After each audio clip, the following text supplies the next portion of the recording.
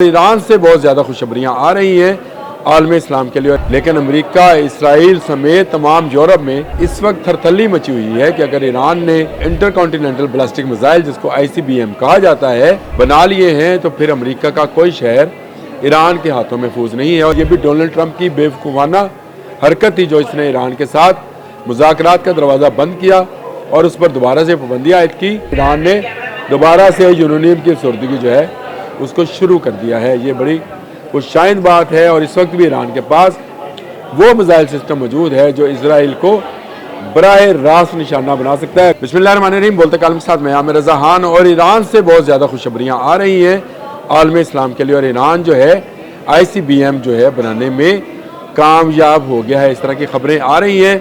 वो ईरानी हुकाम इसकी तस्दीक नहीं कर रहे, लेकिन अमेरिका, इसराइल समेत तमाम यूरोप में इस वक्त थरथल्ली मची हुई है कि अगर ईरान ने इंटरकॉन्टिनेंटल बैलिस्टिक मिसाइल, जिसको ICBM कहा जाता है, बना लिए हैं तो फिर अमेरिका का कोई शहर ईरान के हाथों महफूज नहीं है। और ईरान वो मुल्क है जिसके साथ खुल्लम खुल्ला अमेरिका पाबंदियों की बात करता है। अमेरिका ने पाबंदियाँ लगा रखी हैं और अमेरिका चाहता है कि ईरान की इकॉनमी, ईरान की दफाई सलाहियत जो है कभी इस काबिल ना हो सके वो इसराइल का मुकाबला कर सके। लेकिन ईरान ने अंदर लिहाने ऐसा काम किया है कि दिल खुश हो गया। ईरान ने ना सिर्फ इंटरकॉन्टिनेंटल बैलिस्टिक मिसाइल, जिसको ICBM कहा जाता है, उस तक रसाई हासिल कर ली है। यानी अब अगर ईरान चाहे तो ऐसे मिसाइल तैयार कर सकता है, इस टेक्नोलॉजी के बहुत नज़दीक पहुंच गया है जो 5-साढ़े 5 हज़ार किलोमीटर दूर भी मार कर सकते हैं। ये बैलिस्टिक मिसाइल जो हैं, आपको पता है कि आवाज़ की रफ्तार से 6 गुना 7 गुना ज़्यादा रफ्तार से जाते हैं और कोई इंटरसेप्टर जो है इनको इंटरसेप्ट नहीं कर सकता है। दूसरी तरफ मैंने आपको कल बताया था कि इंटरनेशनल जो एटॉमिक एजेंसी है उसने भी इस बात की तस्दीक की है कि ईरान एटमी हथियारों तक जो है यूरेनियम की अफसुर्दगी के नज़दीक तरीन पहुँच गया है। 90% चाहिए होता है जी अफसुर्दगी यूरेनियम की, और ईरान इस वक्त 85% कर रहा है। ये भी डोनाल्ड ट्रंप की बेवकूफ़ाना हरकत थी जो इसने ईरान के साथ मुज़ाकरात का दरवाज़ा बंद किया और उस पर दोबारा से पाबंदियाँ आयद की, जिससे वो मुआहिदा जो 2016 में हुआ था ईरान के साथ कि वो इतना यूरेनियम अफसुर्दा नहीं करेगा जो जाकर आपको एटम बम बनाने में मदद फराहम करे, वो टूट गया और ईरान ने दोबारा से यूरेनियम की अफसुर्दगी जो है उसको शुरू कर दिया है। ये बड़ी खुशाइंद बात है और इस वक्त भी ईरान के पास वो मिसाइल सिस्टम मौजूद है जो इसराइल को बराह रास्त निशाना बना सकता है। अगर आप कहते हैं तो मैं आपको वो भी मिसाइल बता देता हूँ। इसमें पहला मिसाइल जो है खुर्मशहर 4, खैबर 4 भी इसको कहा जाता है। ये बार कैबर 4 रेंज इसकी तकरीबन 2000 किलोमीटर है और इसको मशरकी यूरोप और इसराइल तक फेंका जा सकता है। यानी 2000 से ऊपर की रेंज का मिसाइल तो वो पहले ही रखता है। अब उसको 5000 साढ़े 5000 किलोमीटर की रेंज पर जाना है।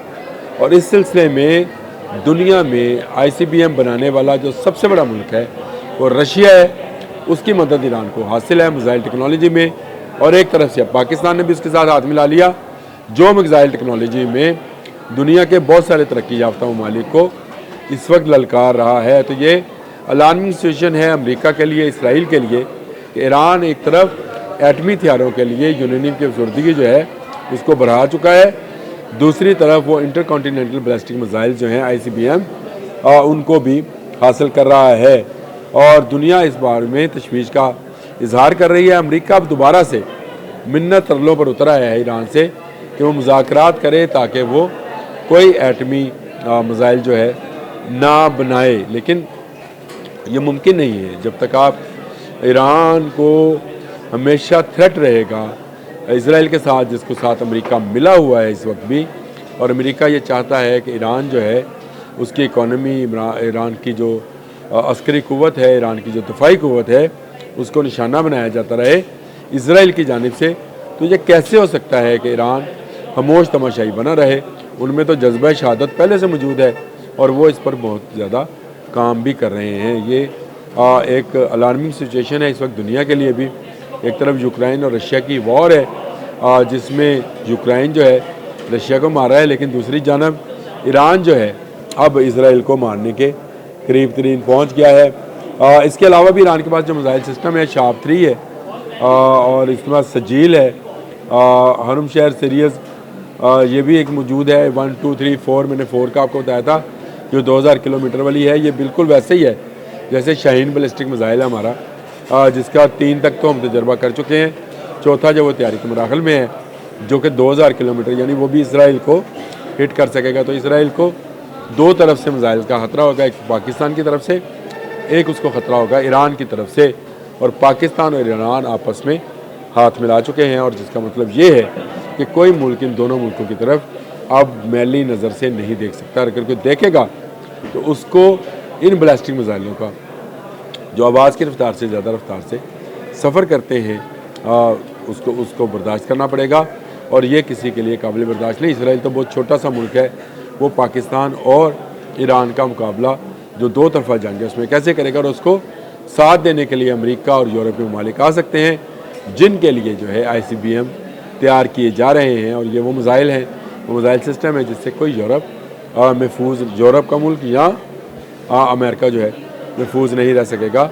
और ईरान इसके नज़दीक तरीन पहुँच गया। जो बैनुल अक़वामी अदारे हैं वो इस बात की तस्दीक कर रहे हैं कि ईरान ने हालिया दिनों में जब बहुत ज़्यादा पाबंदियाँ भी थी उस वक्त भी उसने बैलिस्टिक मिसाइल टेक्नोलॉजी में बहुत ज़्यादा तरक्की की है, और वो अपने बैलिस्टिक मिसाइल बना रहा है। गो इसमें रशियन टेक्नोलॉजी भी शामिल है, चाइना भी अब आ गया है।